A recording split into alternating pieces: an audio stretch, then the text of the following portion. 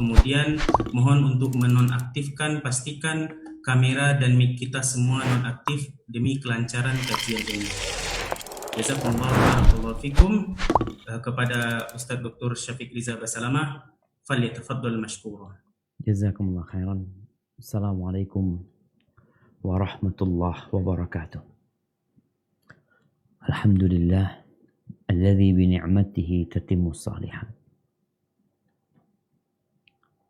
Segala puji bagi Allah Jalla Jalaluh yang karena nikmatnya kebaikan-kebaikan menjadi sempurna. Yang karena rahmatnya niat-niat baik hamba dapat terlaksana. Allahumma salli wa sallim wa zid wa barik wa an'im ala sayyidina wa maulana Muhammadin wa ala alihi wa ashabihi ajma'in. Ya Allah, semoga salawat, salam, berkah dan nikmat senantiasa Engkau curahkan untuk hamba kekasih-Mu, untuk baginda Nabi kita Muhammad alaihi salatu wassalam, untuk keluarga beliau, untuk istri-istri beliau, untuk putra-putri beliau, dan untuk seluruh sahabat Nabi. Semoga Allah meridhai kita bersama mereka. Amma ba'd, berjumpa kita kembali mengaji, walaupun jarak jauh. Setiap kita di tempatnya masing-masing, dengan kesibukan masing-masing. Tapi Allah masih memperkenankan bagi kita untuk belajar. Ana sangat bergembira tatkala dapat kesempatan untuk menyampaikan. Walaupun hanya dari studio ini. Tapi dakwah harus terus berjalan. Di tengah-tengah pandemi yang kita tidak tahu kapan dia berakhir. Seorang muslim tidak menyerah dengan kondisi yang ada. Tapi bagaimana dia menciptakan kondisi dan suasana yang mendukung perjalanan hidupnya menuju kepada Allah Azza wa Jalla. Jamaah rahimakumullah, bicara istiqamah setelah Ramadan.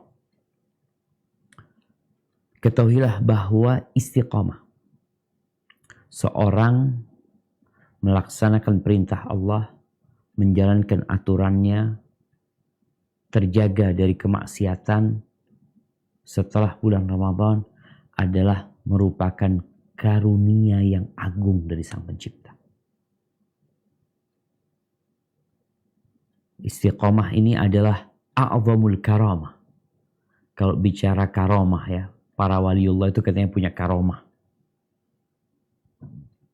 Dan ternyata karamah yang paling mulia itu bukan perkara-perkara yang di luar nalar. Sebagian orang berpikir karamah itu ya manusia bisa terbang, kebal, bisa berjalan di atas air. Mereka menyebut itu karamah. Karamah yang paling agung adalah tatkala engkau dapat istiqomah di atas agama Allah.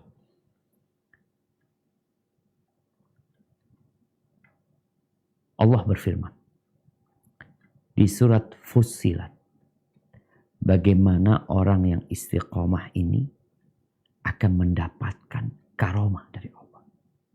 Apa karamahnya? Coba kita baca. Surat Fussilat ayat 30.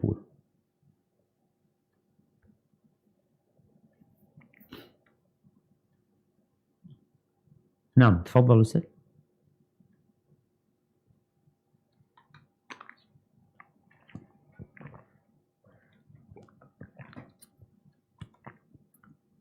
Mungkin anak akan bacakan.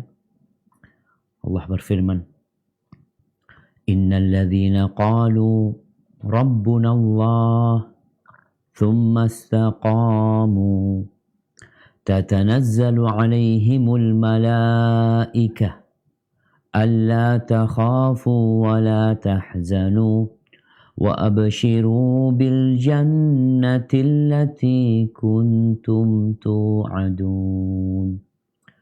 Sesungguhnya orang-orang yang mengatakan Tuhan kami adalah Allah. Kemudian mereka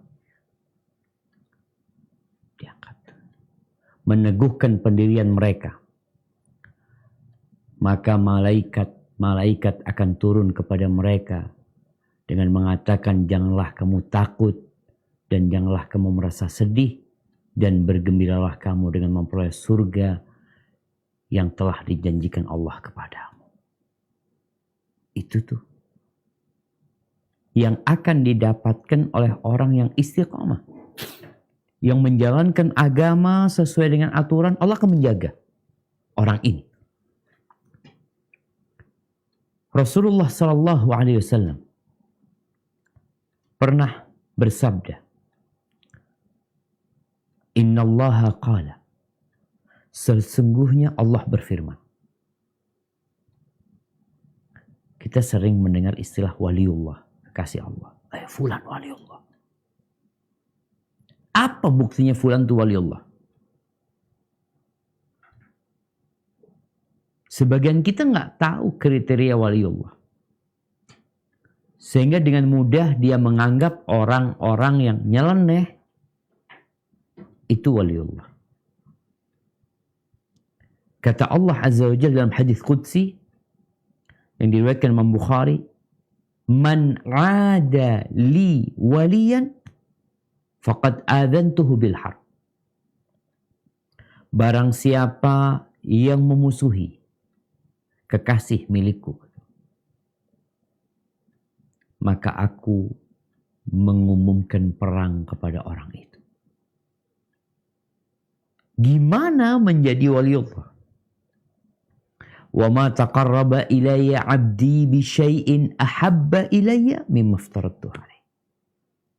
Tidaklah hambaku mendekatkan dirinya kepada aku dengan sesuatu yang lebih aku cintai daripada yang telah aku wajibkan atas dia. Maka kalau mau jadi waliullah, rukun Islamnya dijaga. Yang diwajibkan sama Allah dijaga. Laksanakan. Nggak ada amalan yang lebih dicintai Allah daripada melaksanakan kewajiban-kewajiban kita. Setelah itu, seorang yang menuju ke maqam waliullah ini, wa ma yazalu 'abdi yataqarrabu ilayya bin nawafili hatta uhibbahu. Dan hambaku ini terus berusaha mendekatkan dirinya kepada aku dengan yang sunnah-sunnah. Dengan yang anjuran-anjuran. Dia terus beramal.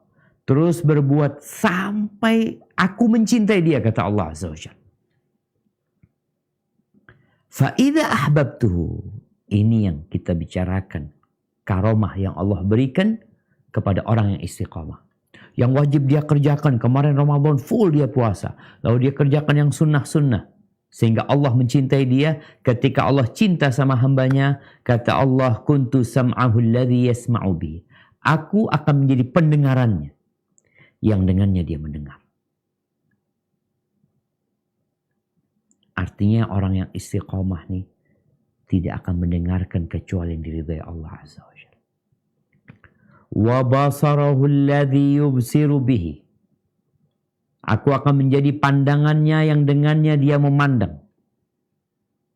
Nih waliullah, kekasih Allah itu menundukkan pandangannya dari yang haram-haram. Dia tidak memandang kecuali yang Allah ridha. Ini karunia Allah.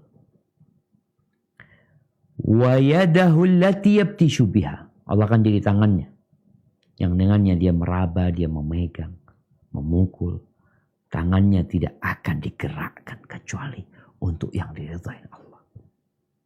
Tangannya tidak akan menyentuh kecuali yang dicintai Allah Azza wa Jalla. Ini buat orang yang jadi waliullah. Wa rijlahu allati yamshi biha. Aku akan menjadi kakinya yang dengannya dia melangkah. Dia tidak akan melangkahkan kakinya kecuali ke tempat-tempat yang diridhai Allah Azza wa Jalla. Wala in sa'alani la'utiyanna. Kalau dia minta sama aku, pasti aku kabulkan. Wala in ista'adani la'u'idanna. Rahul Bukhari. Kalau dia minta perlindungan kepada aku, pasti aku lindungi. Maka hibbati fillah. Ini bicara istiqamah. Itu karunia Allah. Bisa menundukkan pandangan. bisa bangun malam, bisa berbagi. Tidak berbuat kecuali yang dicintai Allah Azza wa Jalla. Terus bagaimana kita setelah Ramadan? Agar tetap istiqamah di atas ketaatan. Maka engkau lihat kondisi kita di bulan Ramadan, lalu engkau lihat kondisimu sekarang. Kita akan merenungkan bersama-sama tentang diri kita di bulan Ramadan dan diri kita sekarang. Supaya kita tahu kita ini istiqomah enggak. Di antara tanda diterimanya amalan hamba, al-hasanatu ba'daha. Di mana hamba ini dibimbing oleh Allah untuk berbuat baik setelah kebaikan itu. Sebagaimana dosa melahirkan dosa, maka ketaatan melahirkan ketaatan. Yang pertama, di bulan Ramadan, Masya Allah, kita rajin sholat. Menjaga yang 5 waktu. Bahkan yang sunnah kita kerjakan. Qobliyah, ba'diyah. Kebanyakan masyarakat tuh sholat subuhnya di masjid. Di bulan Ramadan. Karena ada sahur memang jamaah. Dia bangun berangkat ke masjid. Bahkan para wanita pun yang disyariatkan sholat di rumah pada sholat di masjid. Terus sekarang, bagaimana kita dengan sholat yang 5 waktu? Kita jaga enggak? Karena untuk menjadi waliullah yang wajib dulu kita bicarakan. Kalau ternyata sholat subuhnya telat-telat, sholat asarnya telat-telat, maka ketahuilah yang kelak akan dihisap pada hari kiamat itu sholat. Kalau sholatnya benar, yang lainnya benar. Dan seorang mukmin tidak hanya beribadah di bulan Ramadan, tapi dia menjadikan Ramadan sebagai bekal untuk lebih baik lagi. Allah berfirman, "Bunyal Islamu", Rasulullah sallallahu alaihi wasallam bersabda, "Bunyal Islamu ala khams." Ingat, Islam ini dibangun di atas 5 pondasi. Yang merasa muslim, tolong perhatikan.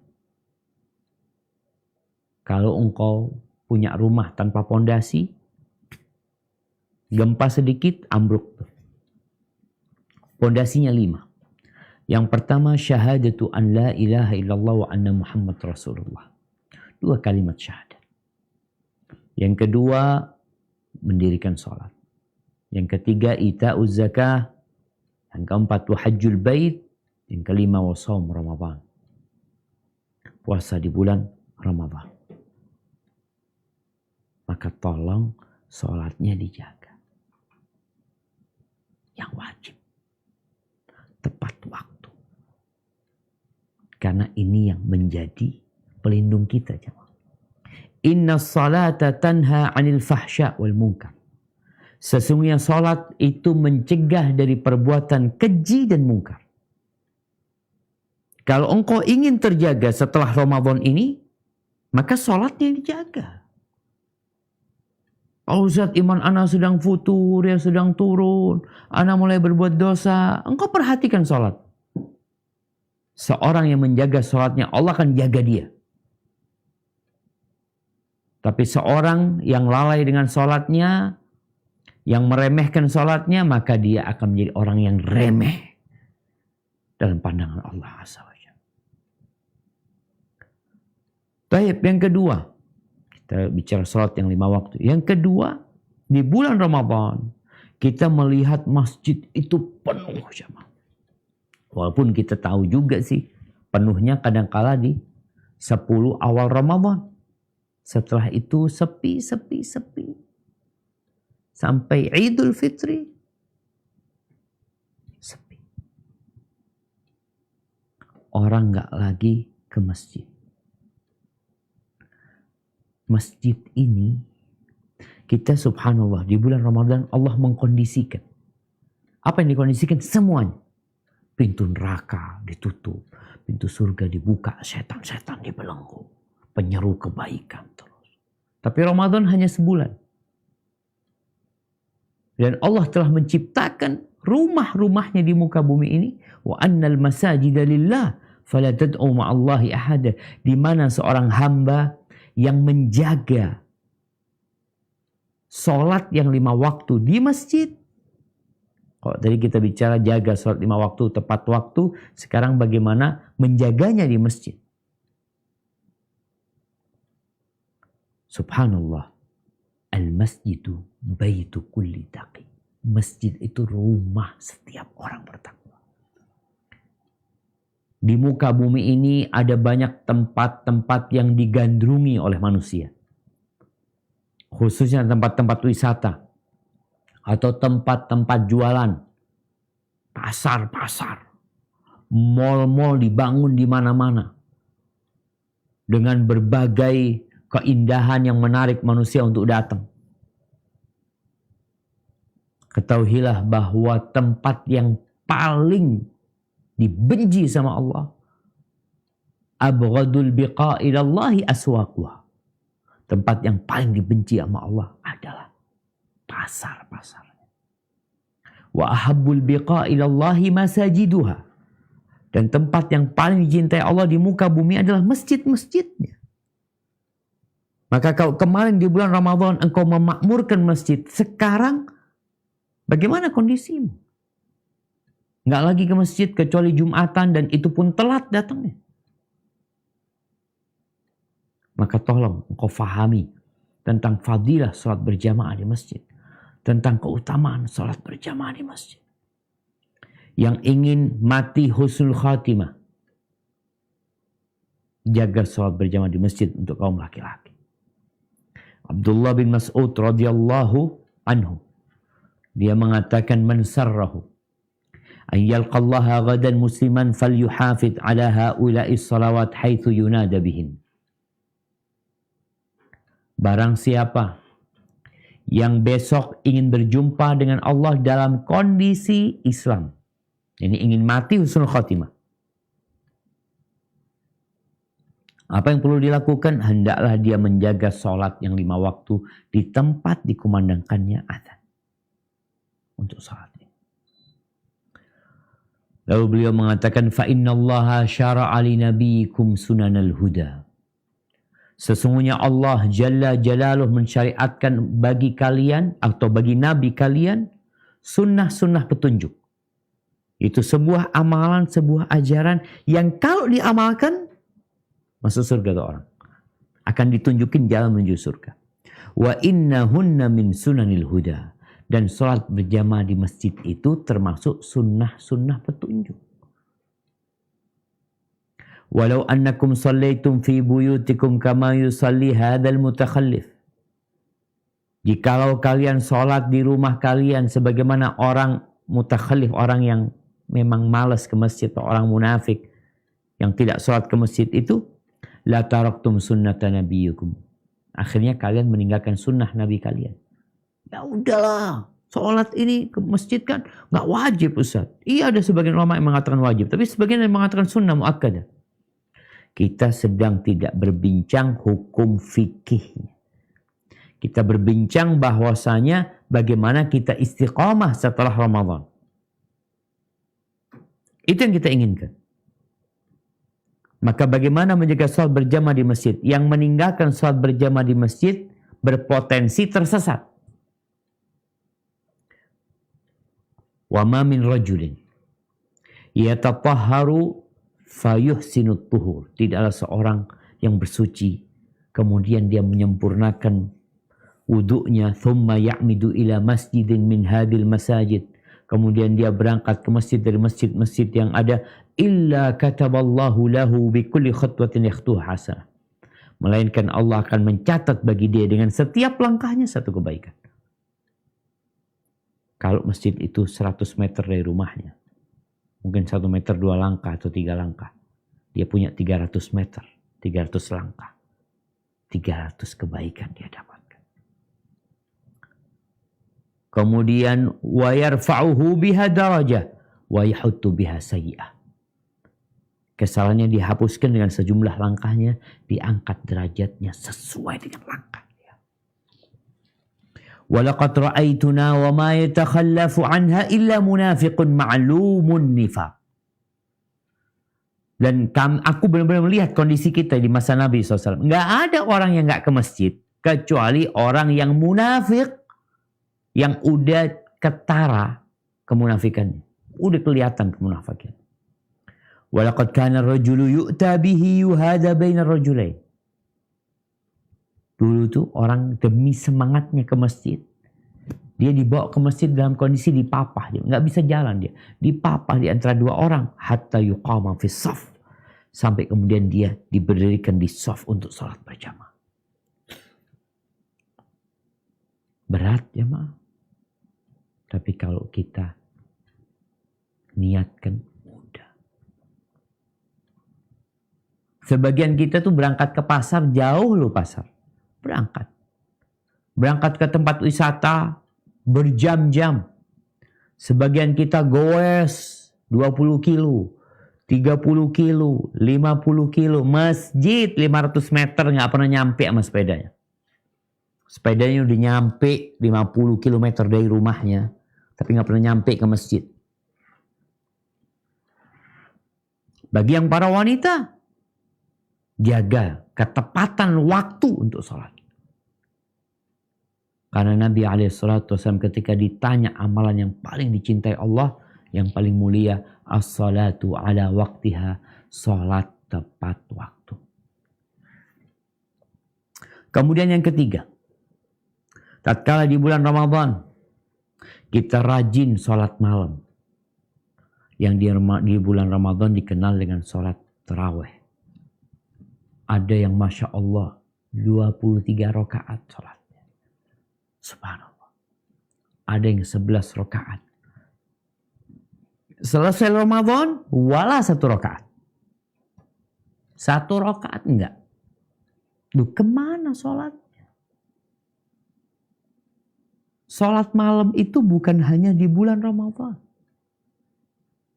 Sholat malam itu sholat sepanjang tahun.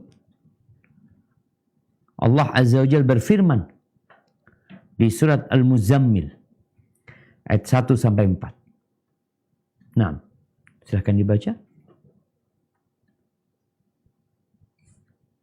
Ya ayyuhal muzammil qumil layla illa qalila nisfahu aw inqus minhu qalila aw zid alayhi wa rattilil qur'ana tartila.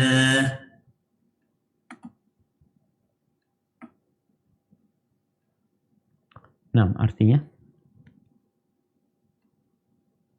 Hai orang-orang yang berselimut, bangunlah untuk sholat pada malam hari kecuali sebagian kecil, separuhnya atau kurang sedikit dari itu, atau lebih dari 1/2 itu, dan bacalah Al-Quran dengan perlahan-lahan. Barakallahu fikum. Jadi sholat malam itu diwajibkan atas Nabi SAW dan disunahkan buat umatnya. Bagaimana? Ya, seperti yang Allah sebutkan. Bangunlah di malam hari ketika tinggal sedikit. Atau mau setengah malam. Atau mau dikurangin. Atau mau ditambahin. Terserah. Tapi bangun malam. Nabi SAW mengatakan, Afdalu salati ba'dal faridah salatul lail. Sebaik-baiknya salat setelah salat yang 5 waktu, yang wajib adalah salat malam. Dan salat malam itu pelaksanaannya nggak harus bangun tidur. Bisa dilaksanakan sejak engkau selesai salat isya. Seperti tarawih yang kita lakukan. Namun waktu yang lebih utama di sepertiga malam akhir. Mungkin kita nggak bisa 23 rakaat. Dia silahkan. Berapa yang kau mampu? 17 rakaat? 15 rakaat? 13 rakaat? 11 rakaat? 9 rakaat? 7? Nggak mampu 7? 5? Hebat fillah.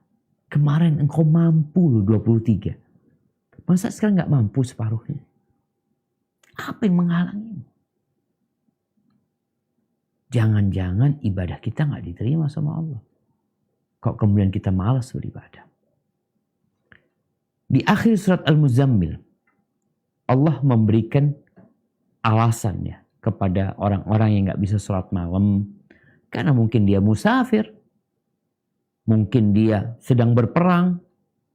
Yang tentunya capek dia di malam hari untuk sholat. Apa kata Allah Azza wa Jalla? Fadhal.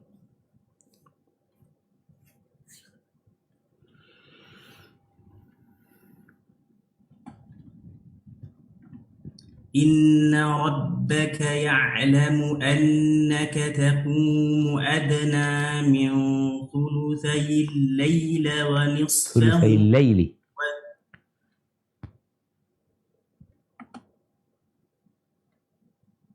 نعم ثلثي الليل.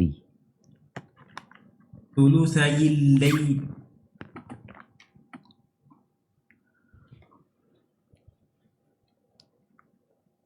ثلثي الليل ونصفه وثلثه وطائفة من الذين معك والله يقدر الليل والنهار علم أن لن تحصوه فتاب عليكم تحصوه. فقرؤوا ما تيسر من القرآن علم أن سيكون منكم مرضى وآخرون يضربون بدون واو. يضربون nggak pakai waw. وآخرون nggak pakai waw. ويضربون في الأرض nggak pakai waw Ustaz. يضربون وآخرون يضربون في الأرض. وآخرون يضربون في الأرض يبتغون من فضل الله وآخرون يقاتلون في سبيل الله فاقرؤوا ما تيسر منه وأقيموا الصلاة وآتوا الزكاة وأقرضوا الله قرضا حسنا وما تقدموا لأنفسكم من خير تجدوه عند الله هو خيرا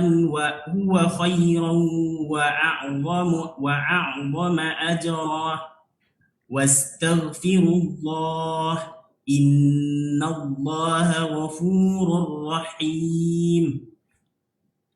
Sesungguhnya Tuhanmu mengetahui bahwasanya kamu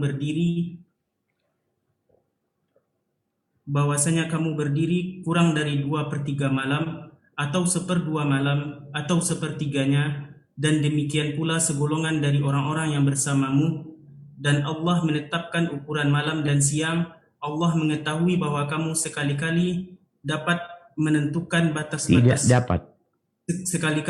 dapat menentukan batas-batas waktu itu, maka Dia memberikan keringanan kepadamu.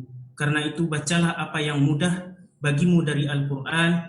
Dia mengetahui bahwa akan ada di antara kamu orang-orang yang sakit dan orang-orang yang berjalan di muka bumi mencari sebagian karunia Allah, dan orang-orang yang lain lagi berperang di jalan Allah. Maka bacalah apa yang mudah bagimu dari Al-Quran dan dirikanlah sembahyang. Tunaikanlah zakat dan berikanlah pinjaman kepada Allah, pinjaman yang baik. Dan kebaikan apa saja yang kamu perbuat untuk dirimu, niscaya kamu memperoleh balasannya di sisi Allah sebagai balasan yang paling baik dan yang paling besar pahalanya. Dan mohonlah ampunan kepada Allah, sesungguhnya Allah Maha Pengampun lagi Maha Penyayang. Subhanallah jemaah. Allah yang menentukan malam. Dan Allah mensyariatkan buat kita untuk sholat malam. Bukan hanya di bulan Ramadan. Sepanjang tahun. Kalau bicara puasa, ada hari-hari dilarang puasa. Tapi bisa bicara sholat malam, nggak ada malam dilarang sholat. Sepanjang malam kau boleh sholat. Cuma, iya, jumlahnya mungkin nggak bisa seperti di bulan Ramadan. Karena kau capek, ada yang musafir, ada ini, itu. Tapi tetap jaga sholat. Kalau bisa sholat setelah bangun tidur, artinya sepertiga malam akhir, Masya Allah. Nggak bisa, ya udah ba'dal isya kau sholat witir. 3 rakaat, 5 rakaat. Rasulullah SAW, beliau pernah ditanya tentang orang yang nggak bisa sholat malam, bangun subuh dia. Maka beliau mengatakan, dzaka syaitan bala fi udhunai. Ya itulah orang yang dikencingin sama setan. Rawahun Nasai. Nggak bisa bangun. Bangunnya cuma subuh. Ini dikencingin setan ya orang. Dan Nabi SAW juga pernah memberikan wasiat kepada Abdullah bin Amr bin As. Dengan mengatakan, Ya Abdullah, la takun misal fulan. Wahai Abdullah, jangan engkau seperti si A, si fulan. Kenapa? Kana yaqumul lail fataraka qiyamal lail. Dulu dia tuh istiqomah salat malam. Sekarang nggak salat lagi malam. Jangan kita menjadi seperti itu. Kemarin Ramadan sebulan full kita salat malam. Syawal wala 3 rakaat. Nggak ada. Maka tolong dijaga. Artinya kondisi ini kondisi nggak baik kalau kita nggak punya sholat malam. Walaupun nggak wajib, kita sedang berusaha untuk meraih karunia Allah Azza wa Jalla. Untuk tetap istiqamah setelah Ramadan. Baik, yang keempat. Di bulan Ramadan kita puasa full 1 bulan. Full 1 bulan. 30 hari kemarin kita puasa. Subhanallah. Di bulan Syawal, apa yang harus kita lakukan? Puasa 6 hari. Masa kemarin kau mampu 30 hari, sekarang gak mampu 6 hari. Memang gak wajib. Tapi ini salah satu yang menjaga amalan kita supaya diterima sama Allah Azza wa Jalla. Rasulullah SAW mengatakan, Man sama Ramadana, thumma atba'ahu 6 min Syawal, kana kasiyamid dahr. Rawahu Muslim. Barang siapa yang berpuasa di bulan Ramadan, kemudian diikuti dengan 6 hari di bulan Syawal, maka dia seperti puasa setahun. Jangan tinggalkan puasa sunnah. Walaupun bicara sunnah aja mah. Gak wajib.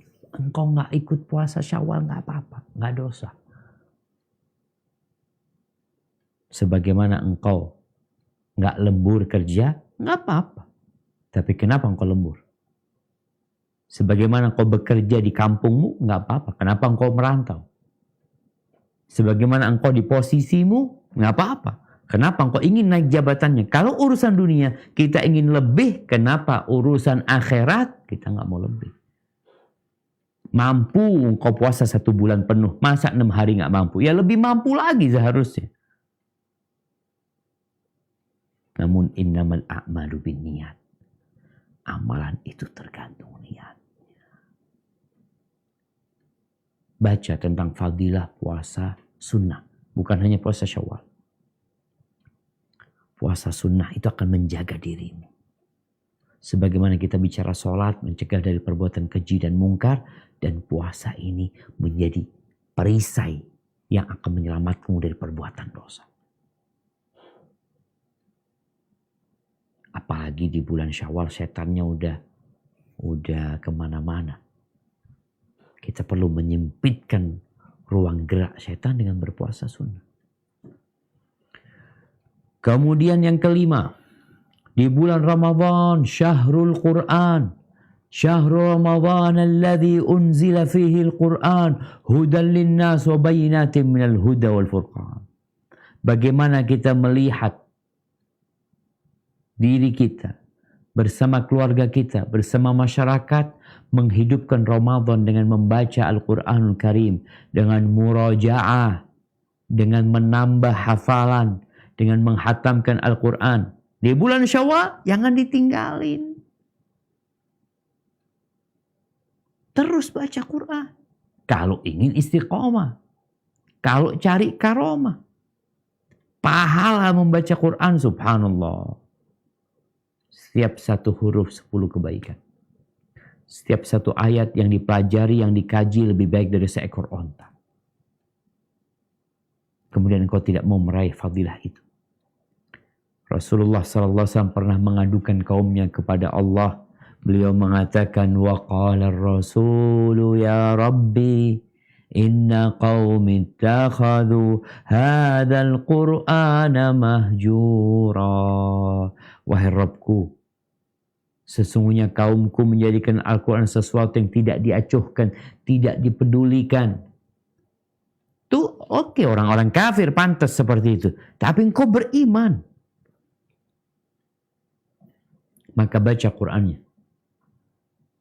One day one juz Ustaz. Ana itu Ramadan one day one juz Ustaz. Gimana dengan di luar Ramadan? Al-Imam Syafi'i rahimahullahu ta'ala. Di bulan Ramadan, one day 2 kali hatam beliau. 1 hari hatamnya 2 kali. Di luar Ramadan, sehari sekali beliau hatam. Maka kita yang one day one juz di bulan Ramadan, paling enggak sekarang ya one day setengah juz. Aduh gak mampu, banyak pekerjaan ini itu. Karena setannya udah dilepas nih. Jadi kita sampai gak punya waktu untuk baca Al-Quranul Karim. Yang merupakan kitab petunjuk yang akan menunjuki kita kepada jalan Allah Azza wa Jalla. Apa yang harus dilakukan? Harus dipaksain diri kita. Harus punya program. Pokoknya ana 2 bulan hatam. Kayaknya sulit ya udah. Ana pokoknya 3 bulan hatam. Orang kalau biasa hatam jamaah di luar Ramadan, masuk Ramadan, nggak bakalan one day one juz dia. Dia akan bisa lebih dari itu. Qatadah bin Da'am as-Sadusi, dia itu di luar Ramadan biasa menghatamkan Quran setiap 7 atau 8 malam. Masuk Ramadan beliau menghatamkan Quran tiap 3 malam. Masuk 10 hari terakhir beliau menghatamkan Quran tiap malam. Jadi ada proses berjalan jamaah. Orang itu mencapai puncak. Kalau engkau ingin capai puncak gunung. Tapi engkau di bawah hanya menghayal. Hanya melihat kanan kiri. Ya nggak akan sampai-sampai. Tapi engkau melangkah. Taib. Yang keenam. Di bulan Ramadan. Kita rajin berzikir. Masya Allah. Khususnya zikir pagi dan petang ya. Dimulai kita subuh ke masjid. Yang laki-laki mungkin mak-mak sebagian ikut ke masjid. Terus setelah itu berzikir mengingat Allah Azza wa Jal. Pakai handphonenya, pakai bukunya. Dia mengingat Allah. Jaga ini. Selesai Ramadan. Kenapa? Karena kondisi sekarang menakutkan. Kalau kita ini seakan-akan Ramadan itu dilatih untuk berperang. Menghadapi syaitan. Menghadapi godaan nafsu kita. Jadi tatkala engkau keluar dari tempat pelatihan itu. Engkau harus berhati-hati. Syaitan senantiasa mengintaimu.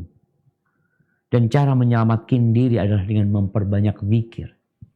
Yang kata Allah Azza wa Jal. Fadhkurullaha dzikran katsira. Banyaklah mengingat Allah. Bicara sholat Jumat. Yang dilarang berdagang. Dilarang berniaga tatkala adzan Jumat dikumandangkan. Selesai sholat Jumat. Allah mengatakan. فَإِذَا قُضِيَتِ الصَّلَاةِ فَانْتَشِرُوا فِي الْأَرْضِ. Kalau selesai sholat. Silahkan kalian bertebaran di muka bumi. Udah silahkan. وَابْتَغُوا مِنْ فَضْلِلَّهِ. Cari karunia Allah. وَاذْكُرُوا كَثِيرًا لَعَلَّكُمْ تُفْلِحُونَ. Ingatlah yang banyak kepada Allah. Maka di luar Ramadan kita harus lebih banyak mengingat Allah. Di masjid kita mengingat Allah. Masjid udah kondisinya orang-orang baik semua. Kita mengingat Allah. Di luar masjid, tatkala kita bekerja, berusaha, lebih banyak lagi kita mengingat Allah Azza wa Jalla. kalau ingin sukses. La'allakum tuflihun. Tapi di bulan Ramadan kita rajin bersedekah. Bikin berbuka ya. Masya Allah kita melihat bagaimana orang berlomba-lomba memberikan buka untuk orang yang puasa. Di akhirnya dia kirim parcel, kirim hadiah. Masya Allah. Di bulan Syawal tetap dijaga sedekahnya. Nabi itu orang yang paling dermawan. Di bulan Ramadan lebih dermawan lagi. Di luar Ramadan kembali asal. Tetap menjadi orang yang dermawan. Orang yang suka berbagi. Ada orang yang puasa Senin Kemis, kita bikinkan buka buat mereka. Ada orang-orang yang mungkin berpuasa tengah bulan, puasa Syawal, bikinkan buat mereka. Kemudian di bulan Ramadan kita rajin berdoa, memohon kepada Allah Azza wa Jalla. Disampaikan oleh para ulama tentang fadilah berdoa. Ingat, berdoa itu sepanjang tahun. Ud'uni astajib lakum, kata Allah. Berdoalah kepada aku, pasti aku kabulkan. Kita diperintahkan berdoa. Maka berdoa. Kapan saja. Apalagi kalau engkau sedang puasa sunnah. Karena dikabulkannya doa itu bukan karena Ramadannya aja. Tapi karena puasanya. Dan kondisi puasa ini bisa engkau dapatkan di bulan Syawal. Dengan kau puasa sunnah atau puasa Senin Kemis. Minta kebaikan dunia akhirat. Dan minta supaya dikasih petunjuk untuk istiqamah. Di antara doa yang diajarkan Nabi SAW kepada Shaddad bin Aus. Nabi mengatakan kepada dia, Ya Shaddad. Ya Shaddad ibn Aus. Wahai Shaddad putra Aus. Idza ra'aitan nas yaknizuna al-dhahaba wal-fiddah. Kalau engkau melihat orang-orang sibuk menimbun emas dan perak, fakniz anta haula'il kalimat, maka engkau timbun kalimat-kalimat ini, doa ini. Apa yang diminta di antara doanya? Allahumma inni as'aluka tsabata fil amr wal azimata 'ala rusyd. Ya Allah, aku minta keteguhan di atas urusan ini dan semangat yang kuat di atas petunjuk. Karena kalau kita nggak diteguhkan hatinya sama Allah, ya seperti yang kita lihat. Ada orang kemarin di bulan Ramadan, Masya Allah taat, selesai Ramadan, na'udzubillah min dzalik. Dia jauh dari ketaatan, jauh dari rumah Allah Azza wa Jalla. Kemudian amalan yang dilakukan di bulan Ramadan, iktikaf. 10 hari terakhir, atau iktikaf di malam-malam ganjilnya saja. Maka amalan iktikaf berdiam diri di masjid ini ternyata bukan amalan Ramadan saja. Di luar Ramadan pun kita beriktikaf. Walaupun tidak 10 hari terakhir, kalau iktikaf mungkin sehari semalam. Bisa. Mamanya malam Ahad, mau kemana doang, mau iktikaf aja di masjid lah. Gak ada apa-apa, namun mendekatkan diri kepada Allah. Atau iktikaf dari sebelum subuh sampai matahari terbit. Kita tahu tuh fadilahnya. Orang yang duduk, orang yang sholat berjamaah subuh di masjid. Kemudian dia duduk di tempat sholatnya. Dia sholat berjamaah, duduk di tempat sholatnya mengingat Allah sampai matahari terbit. Dia akan mendapatkan pahala umroh dan haji yang sempurna, yang sempurna, yang sempurna. Ini apalagi kita mau masuk musim haji, sepertinya jamaah haji Indonesia nggak ada. Wallahu a'lam bishawab ya. Anda dengar-dengar pemerintah Saudi hanya memberikan kuota 60.000. Itu untuk seluruh dunia. Yang sebelumnya 3 juta atau sampai 5 juta. Sekarang hanya 60.000 dibagi berapa negara. Maka usahakan iktikaf di masjid nih. Duduk, niatkan iktikaf. Sampai matahari terbit, sholat 2 rakaat. Setelah itu dia pulang. Atau mau sholat 2 rakaatnya di rumah. Dia akan mendapatkan pahala haji dan umroh yang sempurna. Yang punya masalah, punya ini itu. Ya udah iktikaf di masjid. Masjid itu rumahnya orang yang bertakwa. Jadi ingat, iktikaf itu bukan hanya untuk di bulan Ramadan. Kemudian jamaah, kita benar-benar memanfaatkan momentum Ramadan untuk berbuat baik. Waktu di bulan Ramadan kita hargai. Selesai Ramadan, banyak di antara kita yang tidak menghargai waktu. Padahal modal hidup manusia adalah waktu dia. Nasihat ana, bagaimana sekarang kita memanfaatkan waktu? Mengkondisikan diri kita. Kalau kita punya banyak amalan yang tadi disebutkan, mulai dari sholat malam ya. Berarti apa yang harus kita lakukan kalau mau sholat malam? Kita kepingin puasa sunnah, jangan nunda-nunda. Nanti habis Syawalnya. Kemudian di bulan Ramadan kita mampu menjaga mata kita, menjaga lisan kita, menjaga pendengaran kita, karena kita nggak ingin puasa sia-sia. Kata Nabi SAW, rubba sa'imin laisa lahu min siyamihi ilal ju' wal atash. Berapa banyak orang yang berpuasa tapi tidak mendapatkan apa-apa kecuali lapar dan haus. Dia nggak ingin. Di bulan Ramadan dia jaga lisannya, dia jaga matanya, dia jaga perbuatannya. Dengan harapan puasa dia nggak sia-sia. Maka selesai Ramadan, jaga waktu. Jaga lisan. Kalau tadi kita bicara menjaga waktu, sekarang bagaimana menjaga diri kita, lisan kita, mata kita, pendengaran kita. Agar dapat karomah tadi. Allah kalau sudah cinta sama hambanya, udah selesai. Allah akan jadi pendengaran dia. Dia tidak akan mendengar kecuali dari Allah Azza wa Jalla. Dengerin Al-Quranul Karim. Dengerin nasihat-nasihat. Pandang yang diridhai Allah Azza wa Jalla. Seorang yang melempar pandangannya di handphonenya atau di mana kepada yang diharamkan sama Allah Azza wa Jalla, maka Nabi menjelaskan sallallahu alaihi wasallam bahwasanya an-nadhratu sahmun masmumun min sihami iblis. Pandangan mata itu adalah anak panah beracunnya iblis. Kalau sudah mengena kita, maka biasanya berat mau diobatin. Karena racunnya bisa sampai ke hati. Akhirnya jadi futur.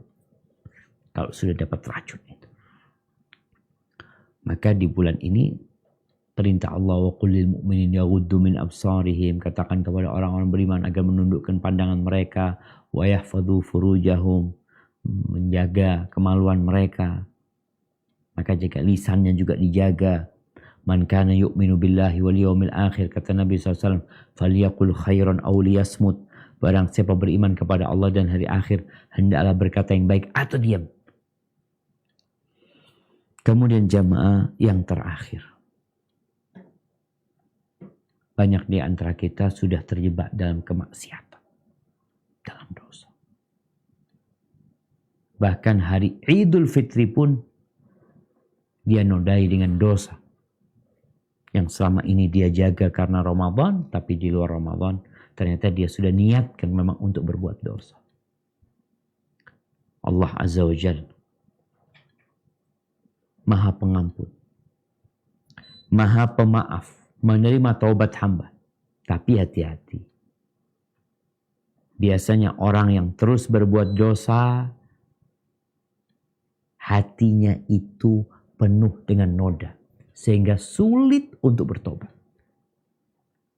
Bahkan Nabi SAW menyebutkan tentang fadilah Ramadan. Syaqiyun abdun. Celaka seorang hamba, sengsara seorang hamba. Adraka Ramadan, thumman salakha minhu falam yughfar lahu. Seorang yang hadir di bulan Ramadan, Allah berikan kesempatan untuk bertobat, untuk membersihkan diri, untuk menghapuskan dosa-dosa dia. Tapi selesai Ramadan, ternyata dosa-dosanya tidak diampuni. Maka ingat, hendaklah kita bertobat kepada Allah, menghindarkan diri dari kemaksiatan, karena kemaksiatan itu dia menjadi penghalang kita dari keistiqomahan. Tapi Ustaz, semua orang berbuat dosa. Na'am, sahih. Apa yang harus dilakukan? Yang harus dilakukan ketika berbuat dosa, bertobat kepada Allah. Memperbanyak istighfar. Mendekatkan diri kepada Allah, meninggalkan teman-teman yang buruk agar engkau istiqamah. Kalau tidak, ya kita memang menyerah Atau memang kita sudah merencanakan untuk tidak istiqomah selesai Ramadan. Hadza wallahu a'lam bishawab. Itu mungkin yang dapat kita sampaikan dalam kesempatan kali ini berkaitan bagaimana istiqomah dalam ketaatan setelah Ramadan ini. Kita masuk ke sesi tanya jawab. Ana kembalikan ke moderator. Jazakumullah khair.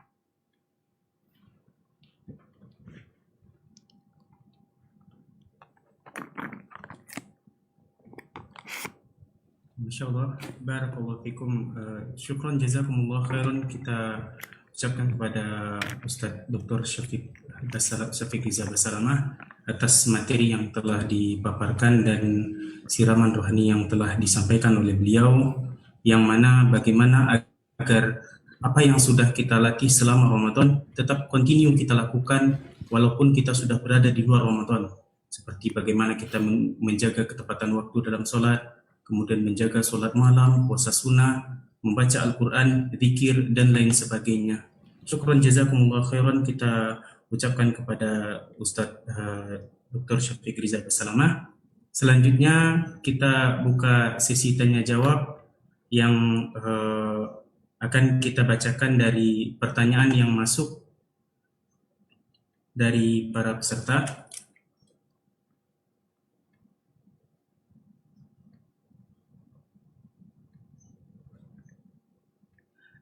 Ada pertanyaan yang masuk, Ustaz. Tafadhal, Ustaz. Assalamualaikum warahmatullahi wabarakatuh. Semoga Ustaz, keluarga, dan tim selalu diberikan kesehatan dan keberkahan oleh Allah Subhanahu wa Ta'ala. Amin ya Rabb. Amin. Ustaz, ana sekarang sedang dalam masa futur. Terkadang ana meremehkan dan menunda solat. Ana juga menjadi sering begadang sehingga tidak bisa solat malam. Mohon nasihatnya, Ustaz. Satu pertanyaan lagi, Ustaz. Bagaimana untuk para akhwat agar dapat mengikuti takbiratul ihram selama 40 hari agar terlepas dari kemunafikan dan neraka, sedangkan akhwat mengalami haid? Mohon penjelasannya, Ustaz. Jazakallahu khairan. Ini untuk akhwat yang kedua itu. Iya, akhwat, Ustaz. Siap. Baik, ahibati fillah.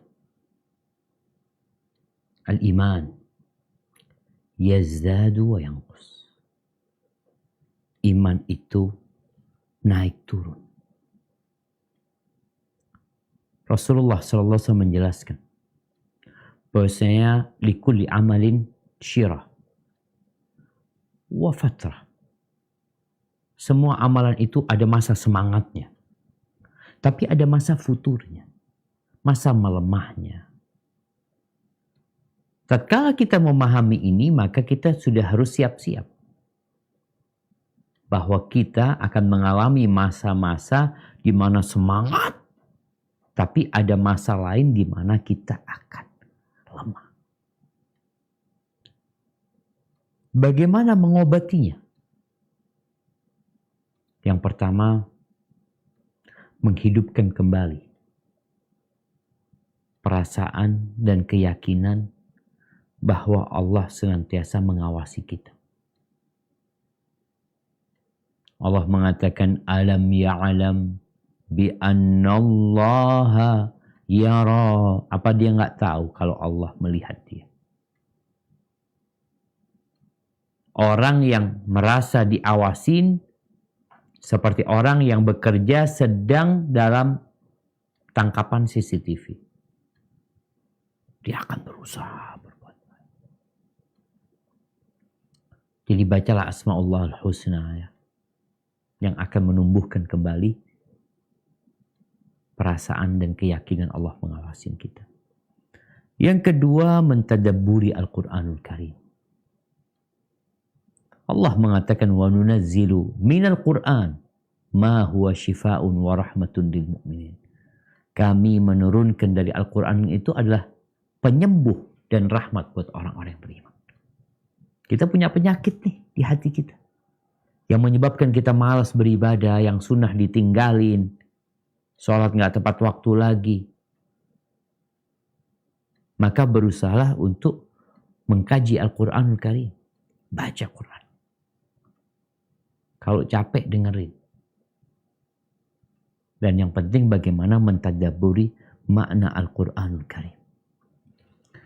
Yang ketiga, zikrullah. Ini amalan yang mudah. Kalau suruh sholat sunnah, dia sedang malas. Gimana disuruh sholat sunnah? Dia sedang malas. Suruh puasa sunnah, sedang malas. Terus, mengingat Allah. Mengingat Allah ini mudah ya. Kenapa? Karena dia amalan yang gak harus wudhu, gak harus menghadap kiblat, gak harus di waktu tertentu, enggak. Ketika datang seorang sahabat kepada Nabi SAW, dia mengeluhkan dengan banyaknya syariat Islam ini. Dan dia minta amalan kepada Nabi yang akan dia berpegang teguh dengannya. Apa kata Nabi SAW? La yazalu lisanuka ratban bidzikrillah. Jaga lisanmu senantiasa basah mengingat Allah Azza wa Jalla. Dan orang yang mengingat Allah itu akan bentengi dari godaan syaitan. Nabi mengatakan mathalul ladzi yadhkurullah wal ladzi la yadhkurullah kamathil hayy wal mayyit. Permisalan orang yang mengingat Allah dan orang yang tidak mengingat Allah seperti orang hidup dan bangkai. Kemudian berdoa. Mohon agar Allah mengampuni dosa-dosanya, memberikan ketetapan kepada dirinya, ya muqallibal qulub tsabbit qalbi ala dinik. Dan kemudian jauhin teman-teman yang buruk. Handphone kita perlu sekali-kali kita matikan. Taruh. Terapi tidak pegang handphone. Berapa jam? 24 jam. Taruh handphonenya. Titipkan ke fulan, sudah nggak pakai handphone. Kita akan lihat ketika handphone tidak di tangan, ada banyak aktivitas positif yang bisa kita kerjakan. Pertanyaan yang kedua tadi berkaitan dengan sholat. Jadi ingat sholat berjamaah ini disyariatkan buat kaum laki-laki. Hadis Nabi SAW yang diriwayatkan Imam Tirmidzi. Man shalla arba'ina yawman fi jama'ah yudrikut takbiratul ula. Barang siapa yang sholat selama 40 hari mendapatkan takbirah pertamanya imam, dia akan mendapatkan 40 hari, 40 malam dia jaga ya. Maka dia akan mendapatkan stempel kebebasan dari api neraka dan bebas dari kemunafikan. 40 hari, 40 malam. Gimana dengan wanita? Enggak, wanita disyariatkan sholat di rumah. Dia mau ke masjid, fadhal. Maka hendaklah wanita sholat tepat waktu. Kemudian kita tahu wanita berhalangan. Sehingga memang dia tidak akan dapat mencapai 40 hari. Seperti kewajiban puasa sunnah, orang kafarat kalau mendatangi istrinya di siang hari di bulan Ramadan, istri dan suami itu harus membayar puasa 2 bulan berturut-turut umpamanya. Terus gimana dengan perempuan? Nah, perempuan kan ada halangan. Apa halangannya? Ketika dia sedang datang bulan, ya berarti dia tidak puasa. Nanti disambung sampai jumlahnya 2 bulan. Begitu pula dengan sholat tadi, hanya saja kita tahu perempuan tidak diperintahkan untuk sholat berjamaah di masjid.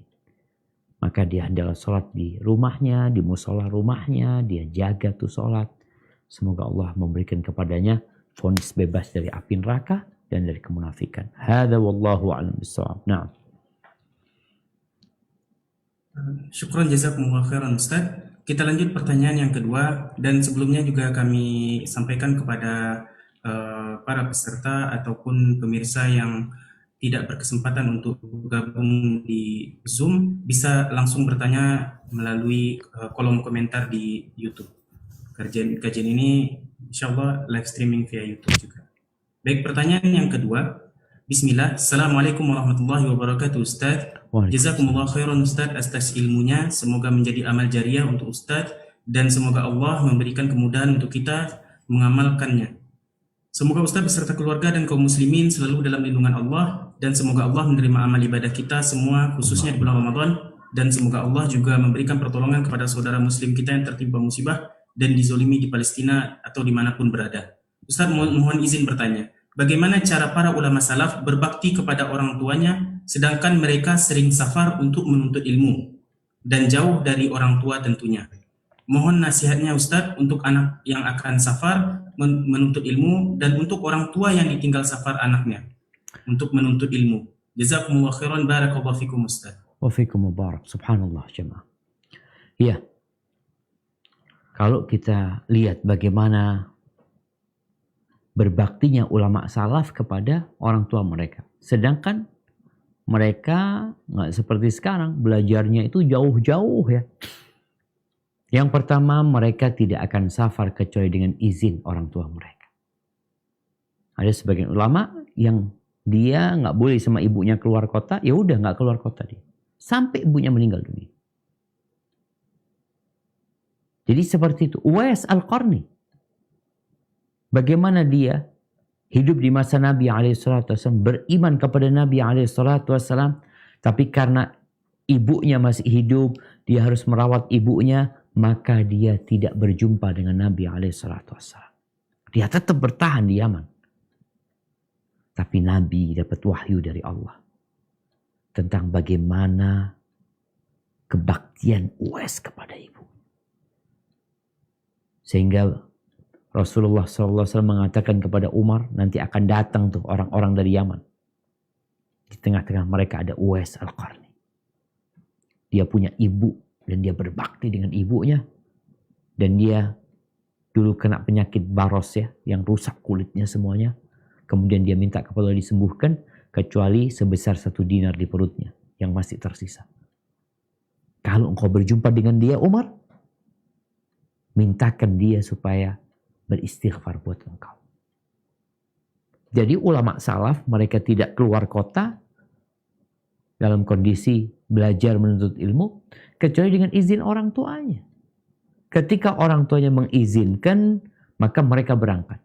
Ketika tidak diizinkan, engkau lihat cerita beberapa ulama itu yang kemudian menetap di kotanya dan tidak berjumpa dengan ulama-ulama yang dia ingin dapat, tapi berkah ilmu dia. Dan dahulu orang itu kalau sudah safar ya udah hilang jemaah.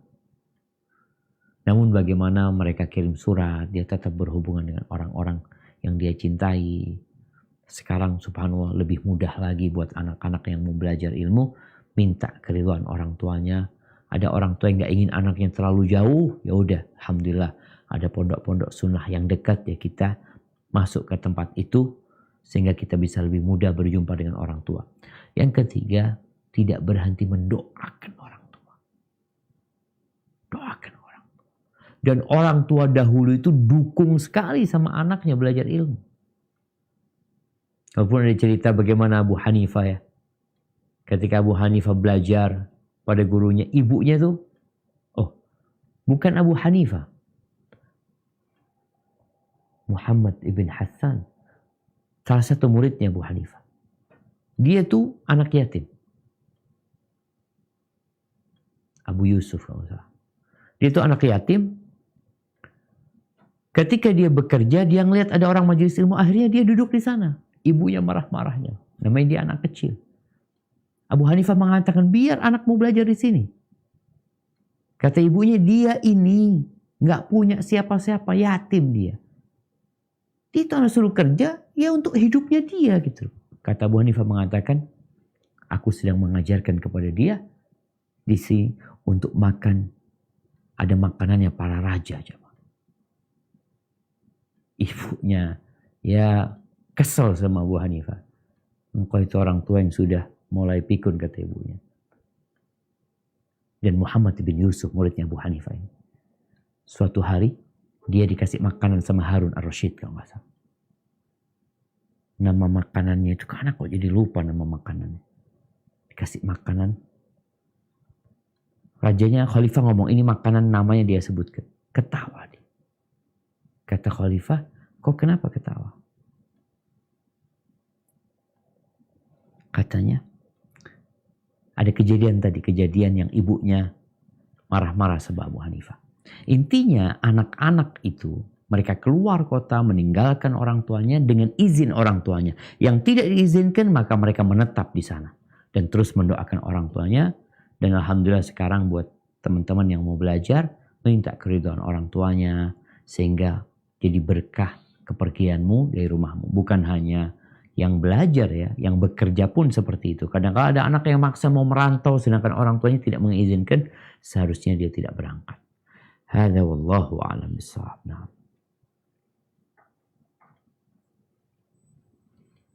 Pertanyaan selanjutnya Ustaz. Bismillah, afwan Ustaz izin bertanya, bagaimana menjaga istiqomah qiyamul lail bagi wanita yang sedang haid? Jazakumullah khairan Ustaz. Nah, barakallahu fikum. Ya, ahibati fillah. Bagi wanita yang sedang datang bulan, jangan bicara sholat malam. Sholat wajib aja enggak dia. Bagaimana? Maka seharusnya dia meniatkan.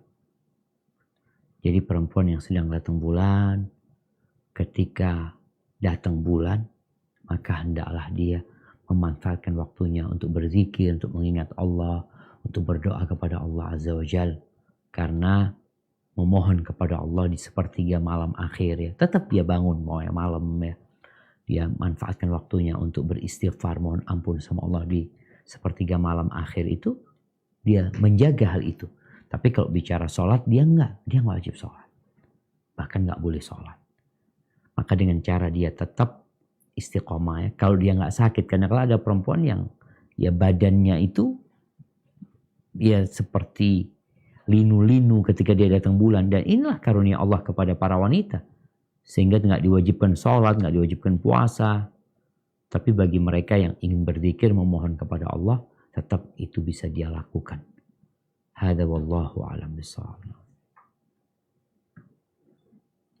Syukran jazakumullah khairan Ustaz. Kemudian kita masuk pertanyaan selanjutnya. Sebelumnya kami coba sampaikan di sini. Ada beberapa pertanyaan yang mungkin senada, karena banyaknya pertanyaan kita gabung menjadi satu. Dan bagi para peserta atau pemirsa yang menyaksikan di YouTube bisa komen di channel YouTube untuk menanyakan. Baik, pertanyaan selanjutnya.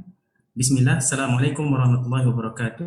Afwan Ustaz, ana didiagnosa penyakit yang mempersulit ana untuk berpuasa. Sering sekali yang ingin puasa tapi tidak dibolehin oleh ibu. Karena kadang badan lemas. Saking lemesnya dulu sampai nggak kuat untuk berdiri sholat.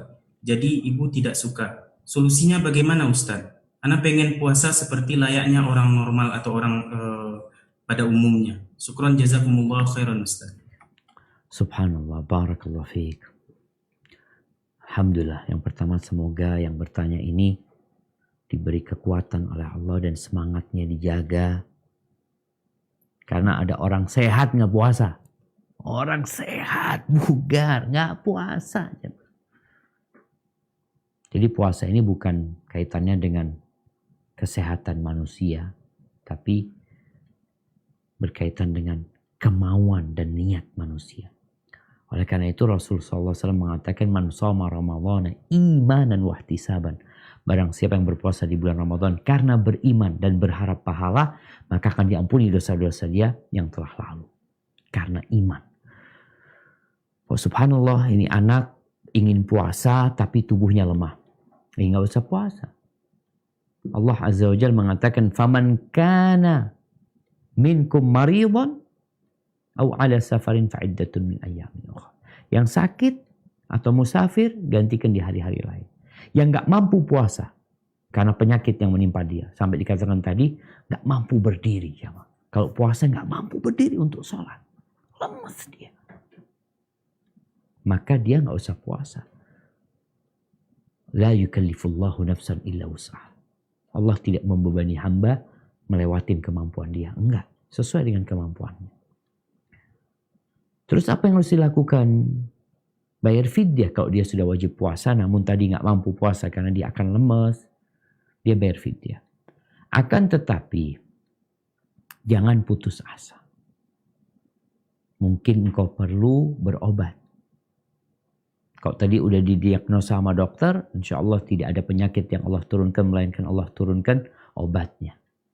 Maka berusahalah untuk berobat, berdoa, memohon kepada Allah Azza wa Jal, berlatih puasa. Bagaimana berlatih puasa? Kadang-kala kita itu lemes karena nggak biasa puasa. Makanya anak-anak kecil itu dilatih puasa, puasa zuhur. Nggak ada puasa zuhur, puasa itu dari fajar terbit sampai matahari terbenam. Tapi ini dalam rangka melatih. Mungkin engkau bilang sama ibu, ibu aku mau latihan. Latihan. Sahurnya diusahakan yang mencukupi. Bukan banyaknya aja, tapi vitaminnya ini itu diakhirkan sahurnya. Nanti umpamanya zuhur lemes, ya udah berbuka. Sampaikan kepada ibu-ibu, nanti kalau aku nggak kuat, aku akan berbuka gitu loh. Mungkin hari ini sampai jam 10. Besok mungkin alhamdulillah masih kuat sampai jam 11. Terus seperti itu. Insya Allah ala bisa karena biasa. Engkau mungkin perlu berlatih. Tapi sekali lagi, orang yang sakit itu gak wajib puasa. Dia boleh berbuka. Kalau ada harapan sembuh, dia gantikan dengan puasa. Tapi kalau gak ada harapan sembuh, maka dia bayar fidyah. Hadza wallahu a'lam bissawab. Nah. Syukran jazakumullah khairan Ustaz. Afwan Ustaz, ada pertanyaan yang mungkin cukup banyak ditanyakan di sini. Ana coba baca beberapa pertanyaan secara garis besar. Ada setidaknya 3 pertanyaan yang senada. Yang mana pertanyaan tersebut kalau Ana coba rangkum di sini adalah, Afwan Ustaz, kiat apa yang harus kita lakukan jika kita dapati pasangan kita tidak stabil dalam ibadahnya, suka berubah-ubah, kadang rajin, kadang tidak rajin, dan seterusnya. Fadhal Ustaz. Nah, ya ahibati fillah. Rasul SAW mengatakan khairul amali adwamuhu wa in qalla. Sebaik-baiknya amalan itu adalah yang berkesinambungan walaupun sedikit. Nabi mengatakan istaqimu walan tuhsu. Kalian berusaha untuk istiqamah. Tapi kalian tetap namanya manusia gitu loh. Nggak akan bisa sempurna, nggak bisa. Paling nggak kita berusaha mendekati. Kalau tadi dikatakan, kalau punya pasangan hidup yang berubah-ubah. Yang penting bagaimana yang wajib selalu terjaga. Yang wajib selalu terjaga. Dan seorang istri berusaha sama suaminya untuk ya memperbaiki kondisi mereka.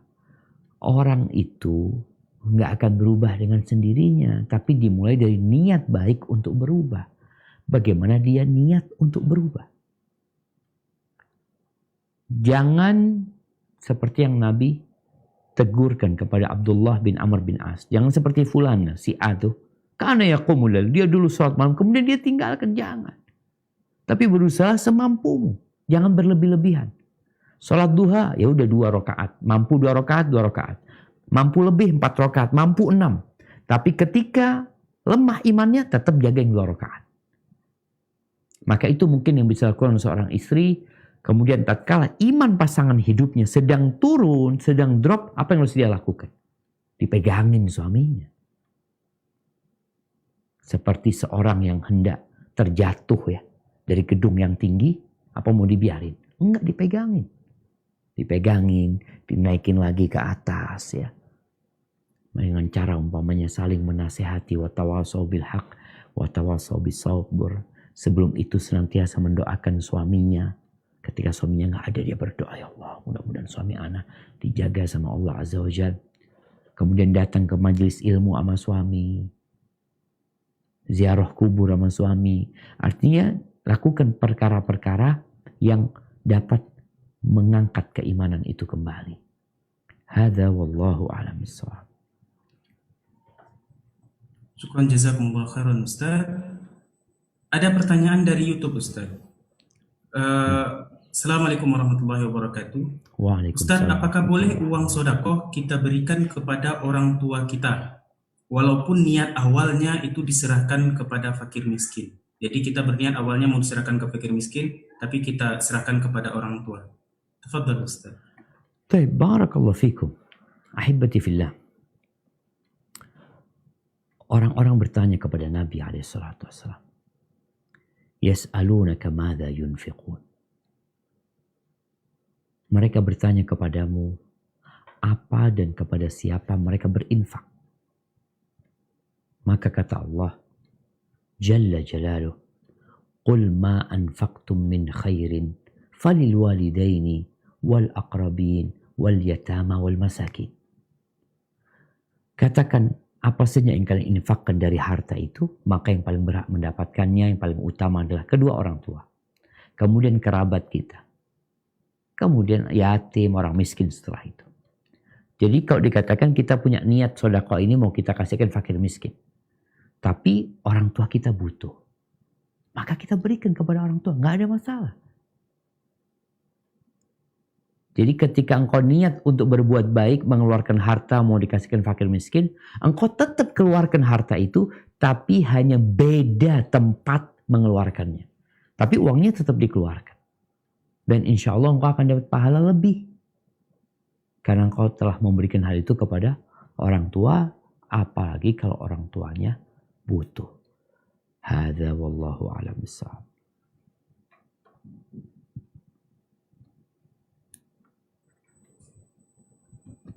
Pertanyaan lagi Ustaz. Izin bertanya, apakah di luar Ramadan diperbolehkan sholat malam dengan membaca mushaf seperti di Ramadan saat tarawih? Masya Allah jemaah. Maksudnya membaca sambil membuka mushaf kan Ustaz? Iya, Masya Allah jemaah. Iya, menarik sekali jemaah pertanyaannya. Karena banyak di antara kita yang mungkin hafalan Qur'annya sedikit. Sedangkan kalau kita melihat para salafus soleh, mereka menghatamkan sepanjang tahun itu lebih banyak dari hafalan mereka. Tapi sebagian kita nggak punya hafalan kecuali sedikit. Dan sholat malam yang paling baik itu adalah tulul qunut, yang berdirinya panjang. Berdirinya yang panjang. Bagaimana Nabi SAW 1 rakaat 5 juz beliau baca. Kalau bicara bolehkah memegang mushaf ketika sholat? Boleh untuk sholat sunnah sepanjang tahun. Engkau buka. Nggak ada masalah. Jadi mau sholat malam atau orang mau sholat duha memang hafalannya sedikit. Dia kepingin sholat yang panjang. Dia pegang mushaf. Nggak ada masalah. Tapi memang dianjurkan di malam hari itu sholatnya panjang. Berdirinya.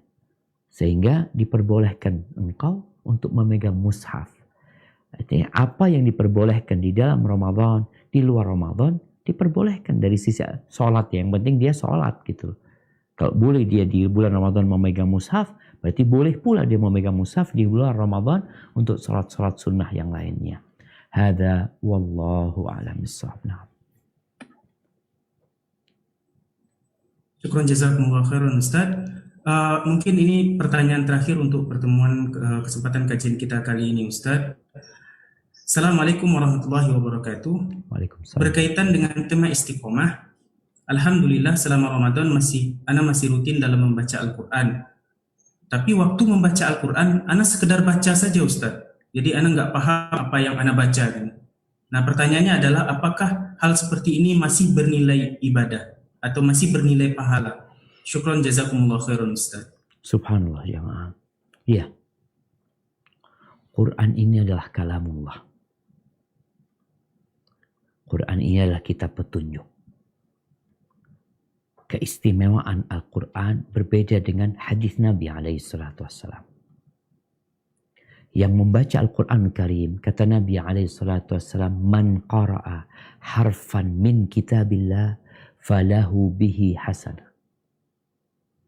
Wal hasanatu bi ashri amthaliha. Barang siapa yang membaca satu huruf dari kitabullah, maka dia akan mendapatkan satu kebaikan dan kebaikan ini Allah lipatkan jadi 10. La aqulu alif lam mim harf. Aku tidak mengatakan alif lam mim itu satu huruf. Tapi alifun harf, wal lamu harf, wa mim harf. Alif lam mim yang kita nggak tahu artinya, itu 3 huruf.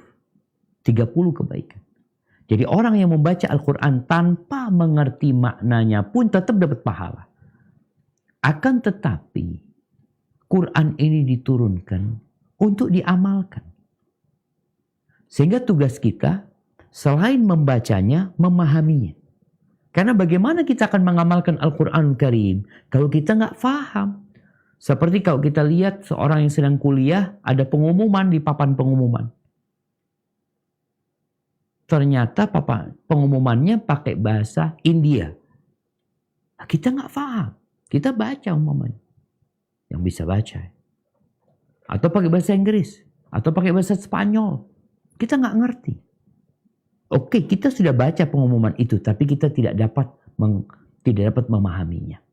Maka seorang muslim hendaklah selain dia mencari pahala dengan membaca Al-Quranul Karim, satu huruf dikali 10 kali lipat ya, maka bagaimana dia memahami Al-Quranul Karim untuk diamalkan. Dulu Nabi SAW kalau mendakwain orang-orang musyrikin, itu Nabi cukup membacakan Quran kepada mereka. Mereka faham. Sebagian masuk Islam. Sedangkan kita 2 kali hatam, 3 kali hatam, dapat pahala insya Allah. Tapi bagaimana untuk mendapatkan petunjuk itu? Maka nasihat ana buat yang baca Al-Quran Karim, usahakan. Punya program setahun ini, hatam Quran sama artinya. Umpamanya tiap hari membaca 2 halaman. 2 halaman plus artinya. Insya Allah jemaah bulan Sya'ban udah hatam Quran.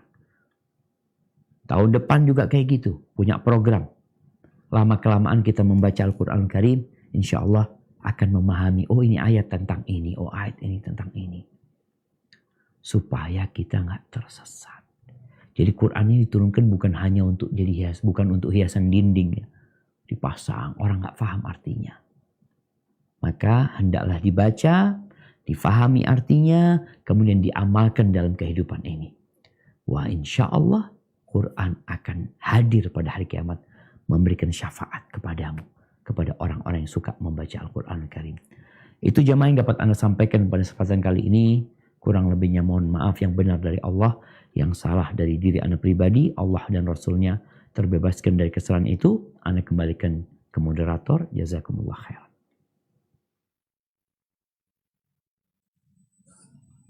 Insyaallah, syukron jazakumullah khairan katsiran kepada Ustadz Syafiq atas faedah ilmu yang Masya Allah sangat luar biasa yang disampaikan oleh beliau. Semoga apa yang disampaikan oleh Al-Ustadz senantiasa menjadi bahan renungan bagi kita dan juga kita amalkan dalam kehidupan kita. Dan kami selaku panitia mengucapkan jazakumullah khairal jaza kepada tim SRB dan juga tim Lorong Faradisa, tim SRB Studio, dan kepada para peserta kajian di Zoom dan juga yang menyaksikan via live streaming YouTube. Syukron jazakumullah khairan, dan mohon maaf atas segala kesalahan dan kekhilafan ana selaku moderator dalam membawakan acara ini. Kita tutup dengan doa kafaratul majlis. Subhanakallahumma bihamdik asyhadu an la ilaha illa anta astaghfiruka wa atubu ilaik. Assalamualaikum warahmatullahi wabarakatuh.